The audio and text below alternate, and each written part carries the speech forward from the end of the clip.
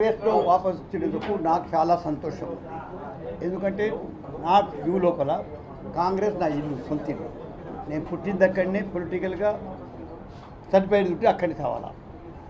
This is my frank feeling. ఎన్నోసార్లు మీ ప్రెస్లో ఎప్పుడున్నా కానీ చెప్తా ఉన్నాను.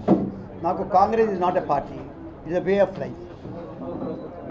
It's inclusiveness is not ideology. నేను అందుకే మేడంకి రాసినప్పుడు కూడా రాసిన golden path of socialistic pattern. It is not socialism also, it's a pattern of socialism that అంటే ఇండియాకి ఏది కావాలో. కాబట్టి అటువంటి రియలిస్టిక్ అప్రోచ్, మన సోషల్ అప్రోచ్ కాంగ్రెస్లో ఉంది. సో ఐ రియలీ ఫీల్ ఇవాళ ఈ ప్రభుత్వం వచ్చిన తర్వాత ఒక సంవత్సరానికి కొత్త ప్రభుత్వం రేవంత్ రెడ్డి గారు వచ్చిందో దాంతో కూడా ఒక డెమోక్రటిక్ ఎయిర్ మనం ఊపిరి తీసుకుంటున్నాము అనేటి ఈ అభిప్రాయం కూడా వచ్చింది.